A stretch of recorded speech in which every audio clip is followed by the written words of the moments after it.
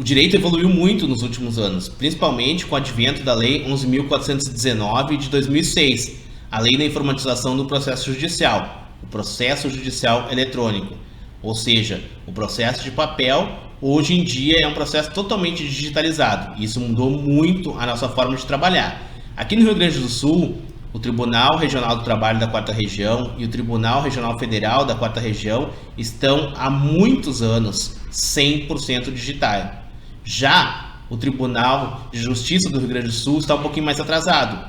Até 2020, no início da pandemia, era 85% dos processos ainda em meio físico. Hoje em dia, estamos nós também, advogados, colaborando com a digitalização e envio desses processos. Então, numa previsão de mais ou menos um ano, a partir de agora, todos os processos vão ser digitais. E isso muda muito o modo de trabalhar do advogado. Como eu já falei no vídeo anterior, das ferramentas básicas para um advogado trabalhar, uma delas é o certificado digital. Sem esse certificado digital, a gente não consegue trabalhar no processo eletrônico e também em todos os outros meios que não judiciais, mas que também necessitam deste login, do nosso certificado digital. Então agora eu vou trazer um pouquinho mais de cada um deles e explicar como eles funcionam. O que é um certificado digital? Essa é uma resposta bem simples. Ela é a identidade eletrônica de uma pessoa ou de uma empresa.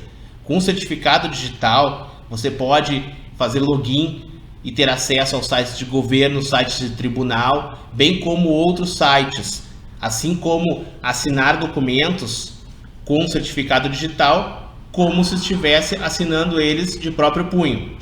Ou seja, o certificado digital tem a mesma validade eletrônica para os atos que são feitos presencialmente.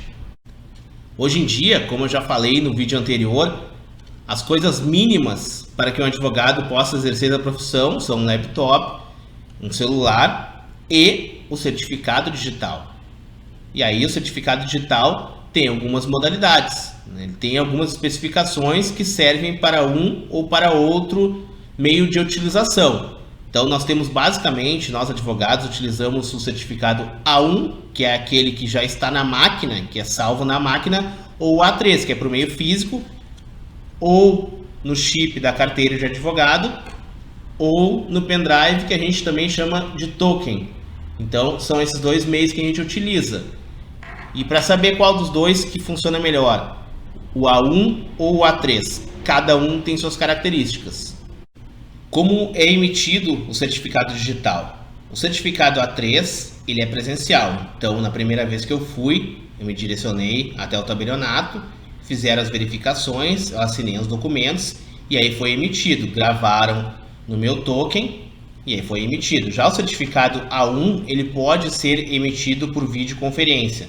Então, neste modo, o certificado A3, ele necessita presencial, já o A1 não necessita. Certificado A3 é o mais utilizado pelos advogados.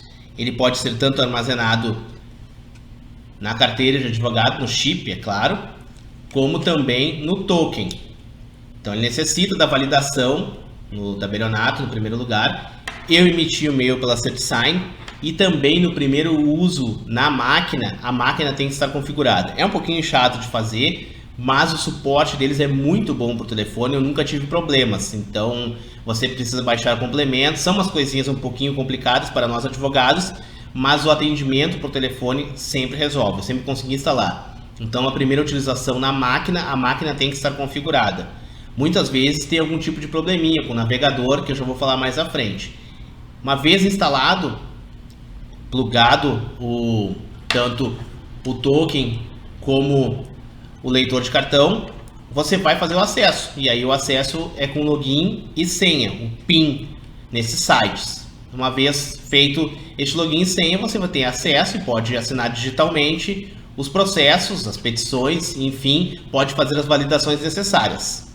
Vantagens do certificado A3, o certificado físico.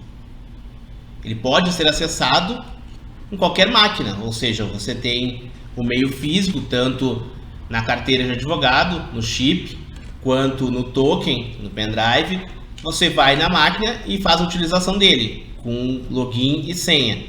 Este é, como eu falei, o certificado mais utilizado pelos advogados.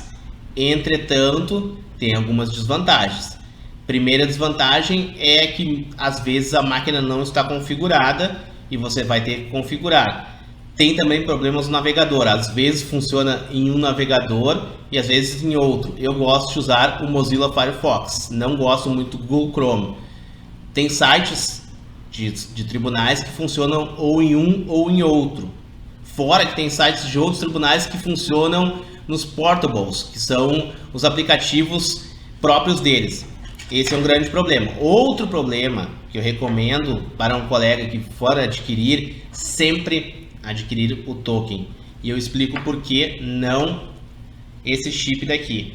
Esse chip daqui, ele tende a desgastar com o tempo. O meu já está um pouquinho desgastado, vai ficar um pouquinho, ó, tá um pouquinho fora de foco, mas o que importa, ele ainda está bom aqui se for ver. O problema é que com o tempo, infelizmente, este chip acaba caindo, né, quebrando, enfim, a carteira e aí ou invalidando. Então, às vezes se perde investimento, né, e esse é um grande problema. Então, esse é um problema. Se a pessoa optar por esse aqui, que é o mais comum, ele é bom que opte então pelo token. Até porque, além de ter o problema do chip, nós temos outro problema que vai ser ter que adquirir aquele leitor de cartão. Diferentemente do computador, que vai ler o USB, aqui você precisa de um leitor de cartão específico. E ele não é assim tão barato. Eu acredito, na pesquisa que eu fiz, acredito que o valor seja em torno de 110 a 130 reais. Então, somados isso a mais 130 reais da emissão, você vai gastar 260, com essa desvantagem de que com o tempo, sim, é bem possível quebrar ou mesmo invalidar, porque isso aqui também, além desses problemas, ele tem um problema eletromagnético. Então também tem isso aí. Às vezes não quebra a parte do chip, mas ela simplesmente descarrega. E se você tiver que refazer esse procedimento, você vai gastar como se estivesse emitindo um novo token. Certificado A1 é aquele que já vai ficar instalado diretamente no seu computador, ou seja, não tem e-mail físico. Pode ser instalado em vários computadores e os sites que necessitam da validação dele não solicitam senha, eles já localizam o próprio certificado dentro da sua máquina e fazem este login e senha diretamente. Vantagens do certificado A1: ele não tem nenhum tipo de configuração, uma vez que você salva ele no computador, não precisa fazer qualquer tipo de instalação ou configuração. Outra vantagem é que você pode emiti-lo diretamente por videoconferência. Para quem, como eu, tem que emitir nota fiscal, é fundamental ter o certificado A1. Foi até uma exigência do meu contador, no sentido de poder me auxiliar na emissão das notas fiscais e entrar no site da Receita Federal, por exemplo. Então, é um certificado que fica na máquina, armazenado, e é fundamental porque os sistemas, muitos deles, sistemas de emissão de notas fiscais, utilizam este tipo de certificado. Desvantagem é justamente a de não ter essa mobilidade, ou seja, você precisa instalar em cada máquina que você for utilizar o seu certificado A1. Certificado digital é fundamental para a nossa atividade. Eu tenho os dois, tanto o A1 quanto o A3. O A1 principalmente para emissão de notas fiscais e para o trabalho com o contador. O A3 principalmente pela mobilidade, de não precisar estar no escritório o tempo todo. Quando estou em ambientes fora do escritório, uso bastante o A3.